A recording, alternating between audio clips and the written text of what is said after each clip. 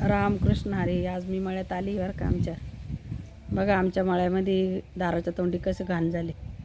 हे बघा सगळं गवत, झाडं, पाला, लिंबाचा पाला, इतकं अंगण आमचं पूर्ण घाण होऊन गेलं आहे बघा. तरी 2-3 वेळेस औषध मारलं तरी एवढं उगतच परत.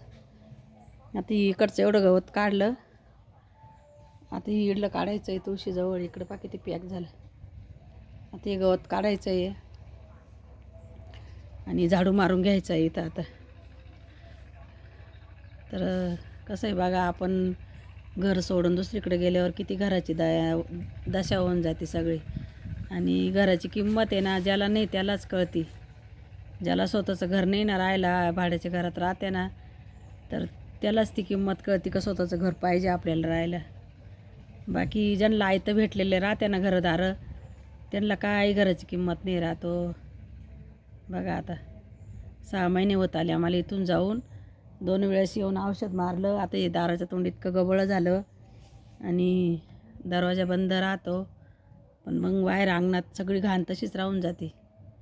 पाला पाचोळा पडतो, झाडं झुडं करावंच लागते आलं म्हणजे. मग आपण एवढं मेहनतीने कमवलेलं राहतं तर ते आपल्या डोळ्यांनी पावत नाही आपल्याला.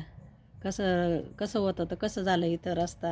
रस्त्यावर किती घाण झाली, इथून तिथून पूर्ण काँग्रेस झालं. तरी 2-3 वेळेस त्याच्यावर औषध मारून काही काढून फेकून दिलं तर आम्ही, तरी पण ते परत येतच आहे, गवत येतच आहे परत. ते इतकं काही दाराच्या तोंडी म्हणजे पूर्ण कसं तरीच वाटतं आहे. आता सगळं साफसफाई करावं लागेल ते.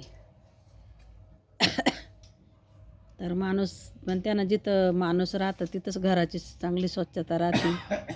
आणि ज्या घरात लक्ष्मी राहते त्याच घरात लक्ष्मी नांदते. नाहीतर मग काय उपयोग नाही. खाता प्याता बरकाता, खाता प्यातच जातं सगळं. बघा आता ते इतकं म्हणजे कसं तरी वाटतंय डोळ्यांनी. आपल्याच्याने तर आता कामं होत नाही. झाडणं झुडणं हे गवत काढणं एवढं तर होत नाही गुडघ्यांमुळं. पण आता काढावंच लागेल ते.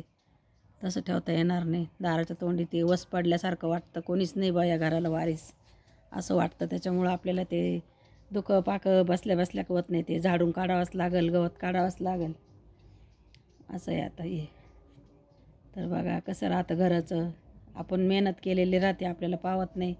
ज्यांना आयतं भेटेल राहतं त्यांना काहीच वाटत नाही, कसं बी राहिलं काही केलं तरी.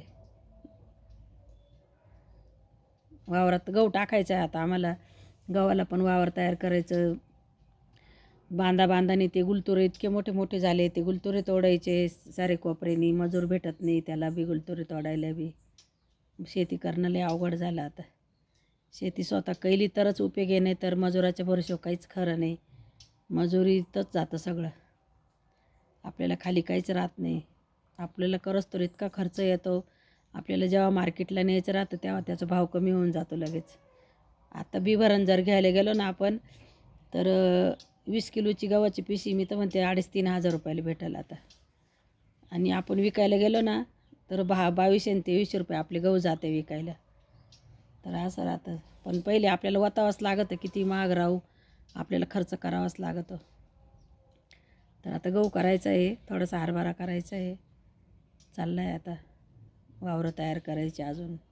सगळं दुसऱ्याच्या भरोश्यावर आहे. ट्रॅक्टरची मजुरी दुसऱ्याच्या भरोश्यावर, सगळं दुसऱ्याच्या भरोश्यावर आहे. आता बाहेर गेलो आपण राहायला, मग आता हे सगळं दुसऱ्याच्या भरोश्यावर आहे. पाणी भरायचं दुसऱ्याच्या भरोश्यावर, सगळं काही आता अवघडच आहे. पण पाहू, एवढं वर्ष करून पाहू कसं होतं काय.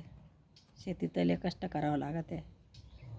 बघा कसा वाटला व्हिडिओ नक्कीच कमेंट करून सांगा, लाईक करा.